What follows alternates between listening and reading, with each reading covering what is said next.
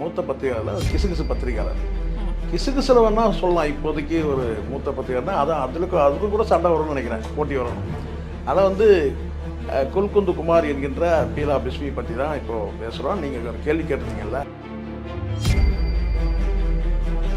இது ரஜினிகாந்த் அவர்கள் சொல்லிட்டு நீங்கள் மென்ஷன் பண்ண முடியாது. விஜய் தான் அதை மென்ஷன் பண்ணியிருக்கு. விஜய் என்று தெரியக்கூடாது என்பதற்காக வந்து நன்னாக்கா கொஞ்சம் அப்படி இப்படி வந்து அப்படி டிராவல் பண்ணுறாங்க. அது நல்லா புரிஞ்சிடும்.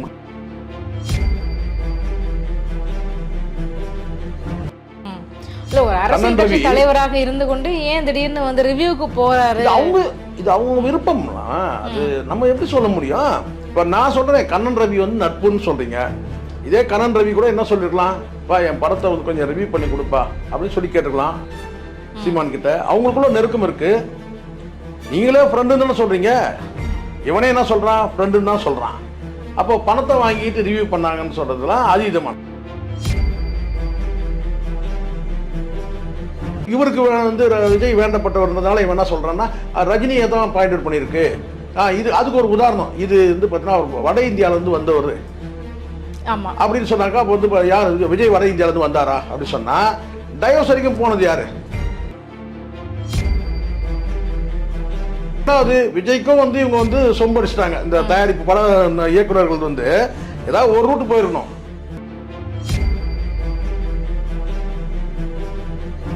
எங்கேயுமே வந்து பார்த்தீங்கன்னா காசு கொடுத்து நீங்கள் வந்து எழுதுங்க அப்படிலாம் கிடையாது. காலப்போக்கில் இவனுக்கு பண்ண கிசுகிசு மூலமாக சில நடிகைகள்லாம் கிசுகிசு வந்து பார்த்தீங்கன்னா வந்து அருவருப்பாக பார்த்த காலமும் இருக்கு. கிசுகிசுக்கு காசு கொடுத்து கிசுகிசு எழுதுங்கன்னு சொன்ன காலகட்டத்தில் வந்தவனுக்கு தான் இவனுங்கெல்லாம்.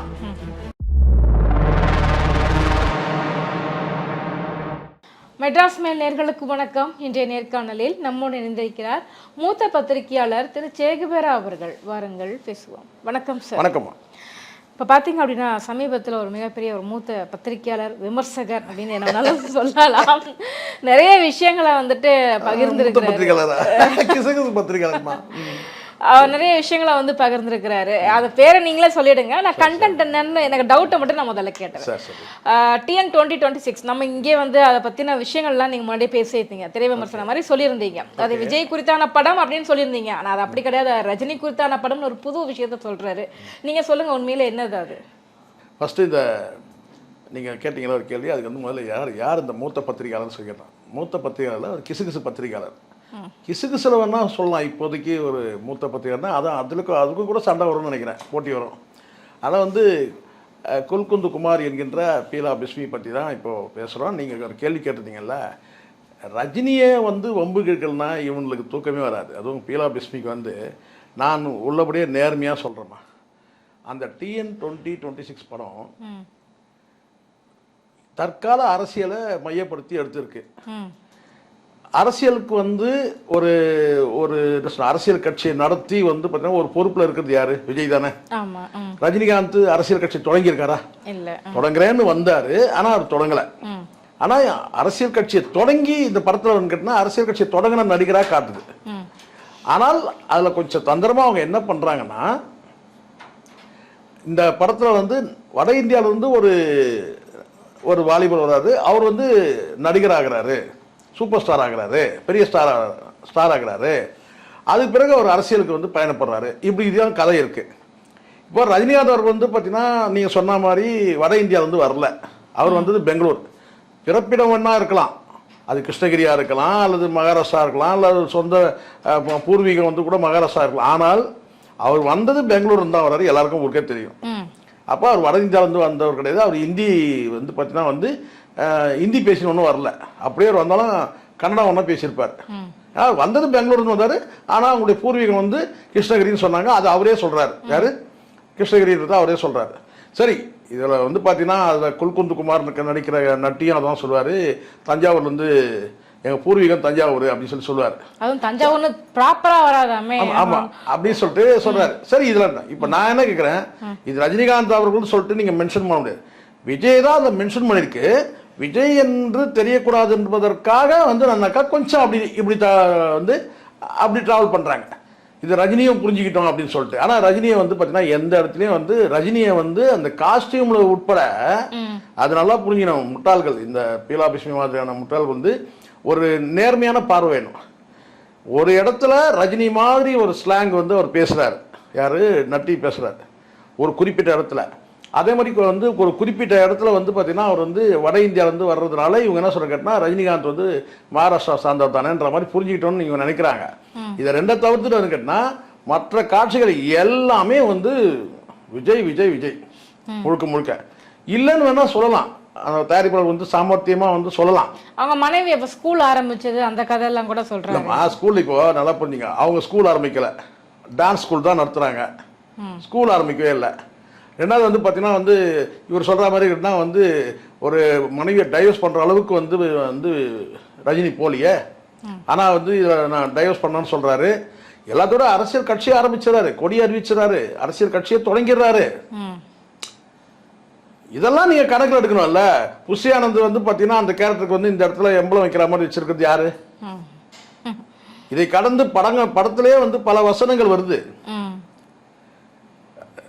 விஜயோட என்ன அந்த மேனரிசம் எப்படி வந்து பாடி லாங்குவேஜ் எப்படியோ அதை வந்து அப்படியே பேசுறாரு நட்டி. ஸோ படங்கள் வந்து பார்த்தீங்கன்னா வந்து ஒரு பஞ்ச் காட்சியும் வந்து பார்த்தீங்கன்னா தற்கால அரசியல், விஜயோட அரசியல். அது விஜய்னு சொல்லிடக்கூடாதுன்றதுக்காக ஒரு ரெண்டு பிட்டு போட்டுக்கிறான், அதை பிடிச்சி தொங்குறான். நான் சொல்றேன், தம்பி ராமையாவா இருக்கட்டும், அதில் இருக்க இயக்குனர் உமாபதியா இருக்கட்டும், இவங்க எல்லாமே வந்து அந்த படத்தை பொறுத்த வரைக்கும் என்னன்னா வந்து அந்தந்த கேரக்டரா அவங்க வந்து ஒன்றி போயிட்டாங்க. ஆனா அந்த நிஜத்துல வந்து எதோட நெருக்கமா இருக்குன்னா டிவிக்கோட நெருக்கமா இருக்கு. அதுல ஒன்றும் சொன்ன மாதிரி இவனுக்கு வந்து என்னன்னா வந்து சீமான் வந்து விமர்சனம் பண்ணிட்டாரு, சீமான் வந்து விமர்சனம் பண்ணாரு அப்படின்னு சொல்லி இவனுடைய ஆதங்கத்தை சொல்றேன். நான் என்ன கேட்குறேன், அது சீமானா இருக்கட்டும் யாரா இருக்கட்டும், ஒரு படத்தை பார்த்துட்டு அவங்க வந்து இந்த படத்தை பாருங்கன்னு சொல்றாங்க. அது நட்பு அடிப்படையில் கூட இருக்கலாம். இப்போ இவங்க சொல்கிறாங்க இல்லையான்னு கேட்டால் அவர் பணத்தை வாங்கிக்கிட்டு வந்து அவர் இப்போ பண தேவைக்கு இவரே சொல்கிறார். இவனே என்ன சொல்கிறான், அவங்க வந்து நட்பு இருக்குது. ரெண்டு மாலை நேரத்தில் வந்து சீமான் அவர்கள் போய் ரெண்டு பேரும் வந்து நாசூக்காக சொல்கிறான். என்னென்னு கேட்டிங்கன்னா வந்து மதுவிலக்கு பற்றி அவங்க டிஸ்கஸ் பண்ணாங்களா ஒரு வேலைன்றது நக்கலாக சொல்கிறான். சரிங்களா? நான் என்ன அப்போ நீ என்ன சொல்கிற, நட்பு இருக்குன்னு சொல்கிற. அப்போ நட்பு அடிப்படையில் கூட நீங்கள் வந்து இந்த ரிவ்யூ பண்ணி கொடுப்பா எனக்கு இந்த படத்தை அப்படின்னு சொல்லியிருக்கலாம்ல. இல்ல ஒரு அரசியல் கட்சி தலைவராக இருந்து கொண்டு ஏன் திடீர்னு வந்து ரிவ்யூக்கு போறாரு? இது அவங்க விருப்பம்லாம். அது நம்ம எப்படி சொல்ல முடியும்?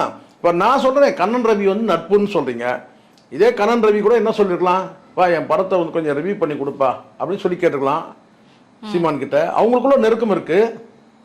நீங்களே ஃப்ரெண்டுன்னு தானே சொல்றீங்க, இவனே என்ன சொல்றான், ஃப்ரெண்டுன்னு தான் சொல்றான்.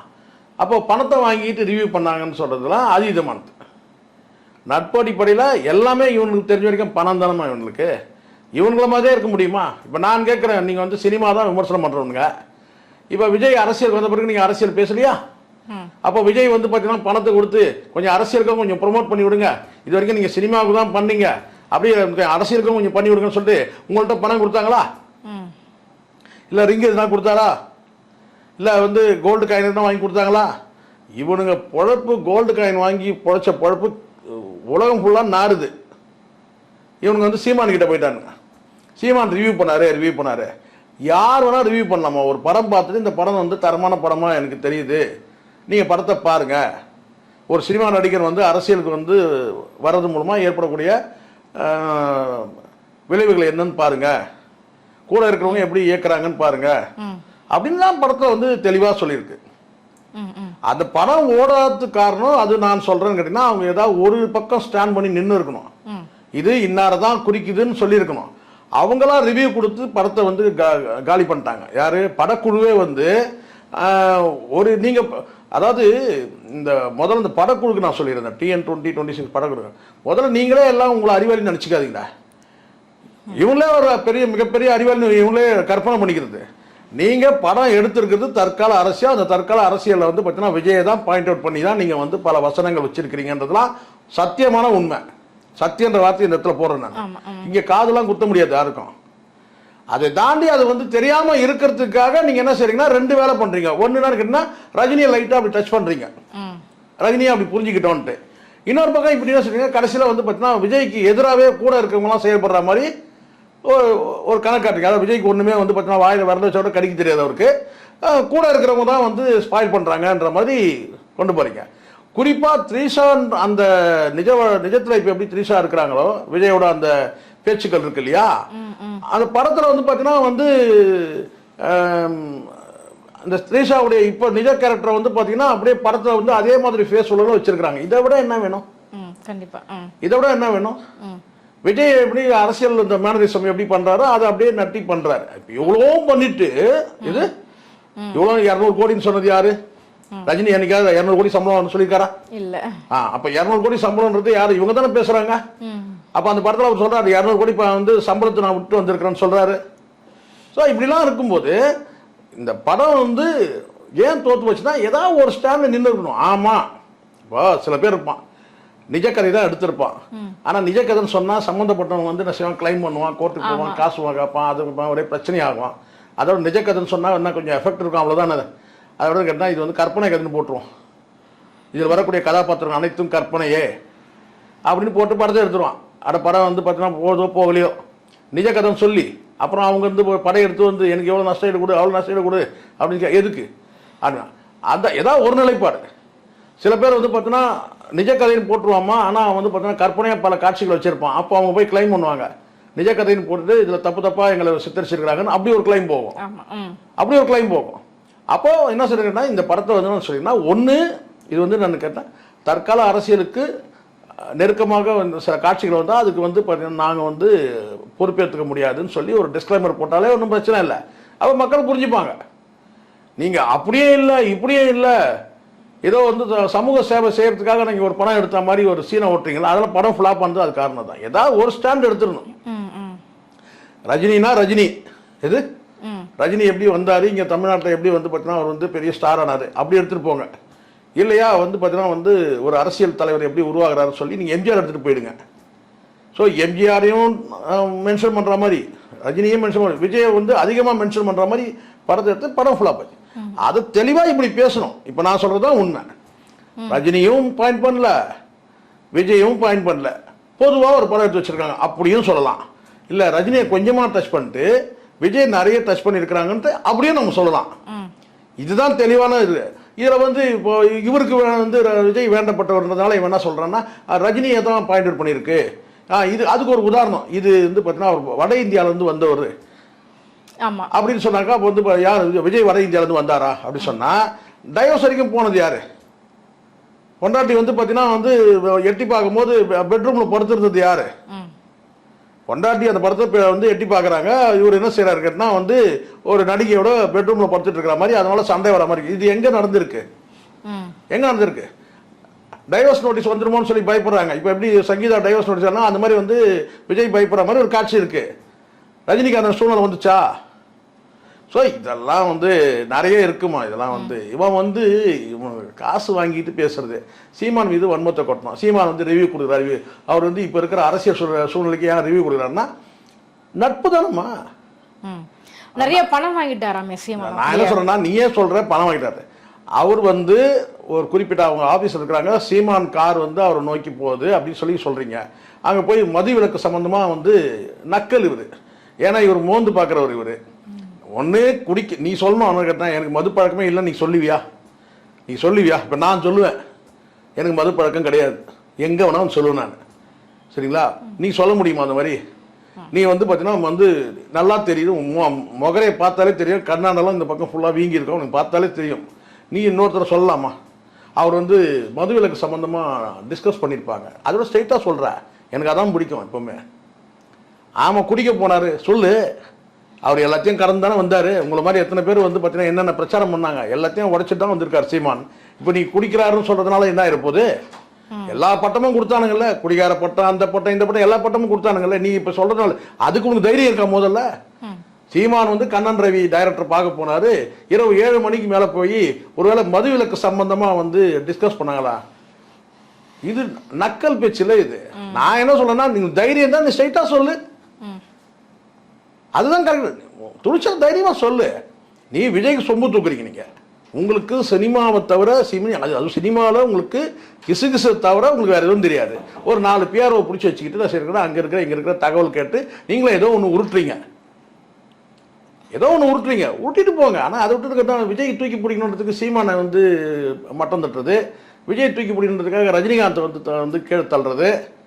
நீங்கள் இனிமேல் சொல்லி தானடா வந்து பார்த்தீங்கன்னா ரஜினிகாந்த் புகழ் வந்து பார்த்தீங்கன்னா குறைய போகுது, உங்களை வச்சு அவர் புகழ், அவர் எங்கேயோ இருக்கிறாரு. ஸோ இதெல்லாம் தப்பான விஷயம். யாரையும் நான் என்ன சொல்கிறேன், நடந்ததுன்னா இதுதான் நடந்தது சொல்லுங்கள். நீங்கள் வந்து மறைக்கிறீங்க. இப்போ நான் சொல்கிறேன்ல, ரஜினியும் ஒரு 2-3 இடத்துல வந்து பாடி லாங்குவேஜில் ரஜினியை மென்ஷன் பண்ண மாதிரி இருக்குது. விஜயை பெரும்பாலும் விஜயை தான் பாயிண்ட் அவுட் பண்ணி தான் அந்த படம் இருக்குது, எல்லாருக்குமே தெரியுமே. அதனால தான் ரஜினியை வந்து அந்த படத்தை பற்றி ஏன் விஜய் எதுவுமே மென்ஷன் பண்ணலாமா, ஏமா வந்து அந்த படத்தை வந்து தப்பாக கிரிட்டிசைஸ் பண்ணணும் நீங்கள் சொல்லுங்கள். விஜய் ரசிகர்கள் அந்த படத்தை எதுக்கு வந்து கமெண்ட்டில் அடிக்கடி அடிக்கணும்? படத்தை பார்த்துட்டு போகிற அவங்களே சொல்கிறானுங்க, பார்த்து என்னப்பா சிரிச்சானுங்க ஒரு டீமு அப்படின்னு சொல்லிட்டு, என்னப்பா அப்படின்னு கேட்டேன். இல்லை நான் என்னப்பா சொல்லுப்பா அப்படின்னு கேட்டேன். இல்லை நான் தலைவர் பங்கம் மாட்டாங்க, நீங்கள் பரவாயில்ல போல்துறான் அப்படின்னு சொன்னானுங்க. நான் தேட்டரில் நான் பார்க்கும்போது ஒரு டீம் வந்து எழுந்து வரும்போது பார்த்தீங்கன்னா நானும் எழுந்து வரேன், அந்த டீம் எழுந்து வருது படம் பார்த்துட்டு அப்படின்னு சொல்லிட்டு. அதில் 2 பேர் பார்த்து என்ன சிரிச்சானுங்க. என்னப்பா அப்படின்னு கேட்டேன். ஒன்றும் இல்லை, நான் என்னப்பா சொல்லுப்பா அப்படின்னு கேட்டேன். இல்லைண்ணா தலைவரை பங்கம் பண்ணுறானுங்க படத்தில், நீங்களே பரவாயில்ல போல இருக்குன்னு நான் ஒரு பையன். ஸோ எதுக்கு சொல்கிறேன்னா, எல்லாருக்கும் நீங்கள் என்னதான் போய் சொல்லி உருட்டினாலும்மா, இப்போ நீங்களே படம் பார்க்குறீங்கம்மா, நீங்களே நாளைக்கு TN 2026 பாருங்க, அதில் இருந்து யாரை வந்து அட்டாக் பண்ணியிருக்கு? புஷியானந்தை அட்டாக் பண்ணியிருக்கு, கூட புஷியானந்த் கூட இருக்கிறவங்க இவங்க எல்லாருமே அந்த படத்தில் அட்டாக் பண்ணியிருக்கு. அவங்கெல்லாம் சேர்ந்து விஜய் வந்து தெரிஞ்சிடற மாதிரி விஜய் வந்து கடைசி காட்சியில் வந்து பார்த்தீங்கன்னா என்னை வந்து இவங்க வந்து பிரெயின் வாஷ் பண்ணி அவங்களுக்கு பார்த்துக்கிட்டாங்க என்ன, அதனால் வந்து அப்படி சொல்கிற மாதிரி.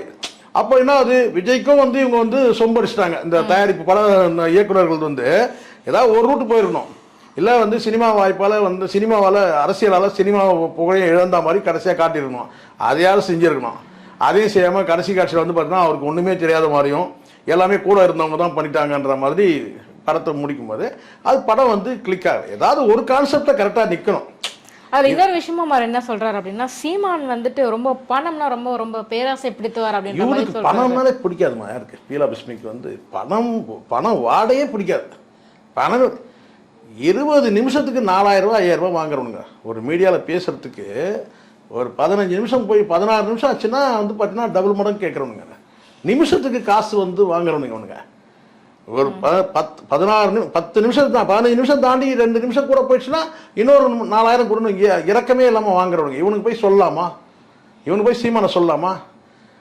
சொல்லுங்க பார்க்கலாம். எதுக்காக இப்போ இதை பேசுகிறான்னா, இன்னைக்கு எதுக்கு பேசுகிறான் இப்போ சீமான்? இப்போ நீங்கள் எப்படி எடுத்துங்க, சீமான் வந்து இந்த படம் கொடுத்து ரிவ்யூ கொடுத்தது அது ஆயிடுச்சு 3 நாளைக்கு மேலே ஆயிடுச்சு. 3 நாள் ஆகுது, இன்னையோட 3 நாள் ஆகுது. நீ என்ன பண்ணிடணும், அன்னைக்கு மறுநாள் கூட பேசிடலாம், இத்தனை நாள் விட்டு இப்போ எதுக்கு பேசுறேன்னா, காரைக்குடியில் அங்கே வந்து பார்த்தீங்கன்னா அவருக்கு வெற்றி முகம் இருக்கு. அப்போ நீங்கள் வந்து பார்த்தீங்கன்னா அங்கே வந்து அந்த இவன் இருக்கிறான்ல, அந்த பல் டாக்டர் இருக்கான்ல, அவன் வந்து நான் செய்யறான் பல சேனலுக்கு ஃபோன் போட்டு பேசி இன்டர்வியூ கொடுக்குறான். அது எனக்கு தெரியும். அப்படி ஒரு தொடர்பு கொள்ளும் போது பார்த்தீங்கன்னா இந்த பீலா பிஸ்மியை தொடர்பு கொண்டு எனக்கு ஃபேவராக பண்ணுங்க அப்படின்னு சொல்லி கேட்கறது, அவ்வளோதான். இதுதான் ஒட்டுமொத்தமாக ஒரு குறிப்பிட்ட ஒரு வேட்பாளர் மட்டும் பேசுனா அது வந்து வெளிப்பார்வைக்கு தெரிஞ்சிடும். இப்போ என்கிட்ட கேட்குறாங்கம்மா, ஓப்பனாக சொல்கிறேன், ஒரு 2 கேண்டிடேட் வந்து ஒரு முக்கியமான கட்சியை சார்ந்தவங்க தான் ஃபோன் பண்ணி கேட்குறாங்க, சார் எனக்கு பிரச்சாரம் பண்ணுங்க, ஒன்று ஆளுங்கட்சி ஒன்று ஆண்ட கட்சி, சார் எங்கள் வந்து இந்த மாதிரி ஒரு இஷ்யூ ஒன்று இருக்குது சார், அது வந்து பேசுகிறாங்க, அது கொஞ்சம் இது பேச முடியுமா சார்? இல்லைங்க, நான் வந்து தனிப்பட்ட ஒரு இண்டிவிஜுவல் யாருக்குமே நான் வந்து பிரச்சாரம் பண்ணுறது கிடையாது, அப்படி தான் அப்படி ஒரு கான்செப்ட் எடுத்து நான் பேசுறது இல்லைன்னு சொல்லிட்டேன். ஜென்ரலாக பேசணும் தவிர ஒரு குறிப்பிட்ட ஒரு கேண்டிடேட்டை வந்து ஆதரிச்சோ இல்லை அந்த லோக்கலில் இருக்கிற அந்த பிரச்சனையை வச்சு மையப்படுத்தி நான் பேசுறதுன்னு சொல்லிட்டேன், முடிஞ்சிச்சு. ஆனால் இப்போ இவனா எப்படின்னு கேட்டிங்கன்னா, அந்த மாதிரியான இந்த பல் டாக்டர் மாதிரி சில பேர் வந்து ஃபோன் பண்ணி கேட்கும் போது இவங்க அந்த காசை வாங்கிட்டு என்ன செய்யறேன்னா பொதுவாக பேசுகிற மாதிரி பேசிட்டு இவங்களுக்கு ஃபேவர் பண்ணுறது.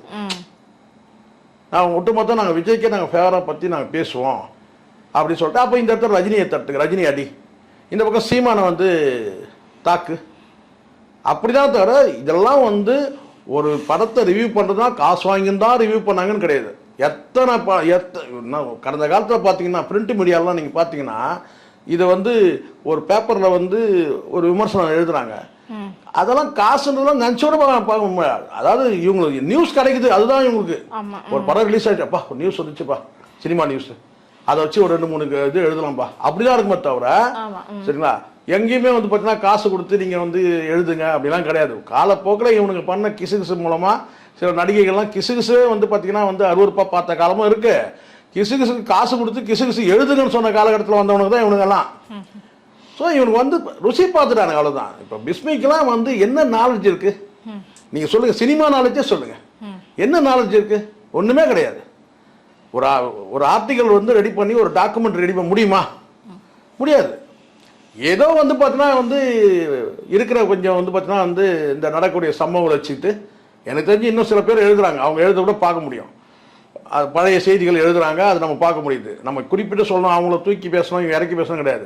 பிஸ்மிக்கெல்லாம் பொறுத்த வரைக்கும் எனக்கு தெரிஞ்ச நாலேஜே கிடையாது, சினிமா நாலேஜ் கிடையாது, அரசியல் நாலேஜ். சரி, நீங்கள் சினிமா இப்போ விஜய் வந்ததுனால நீங்கள் அரசியல் பேசுறீங்க, சரி அதையாவது ஒழுங்காக பேசுறீங்களா?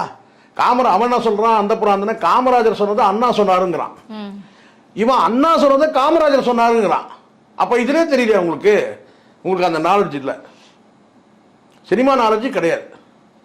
ஏதாவது நீங்கள் கிசு எழுதிட்டு வந்தீங்க, இப்போ வந்து உட்காந்துட்டீங்க, அந்த விஜய் கிட்ட உங்கள் நேரம் நல்லா இருக்கு, இப்போ இவன் வளர்ந்து வர நடிகர்கிட்ட காசை வாங்கிக்கிட்டு நீங்கள் பேசுறீங்க, நல்லா தெரியும்.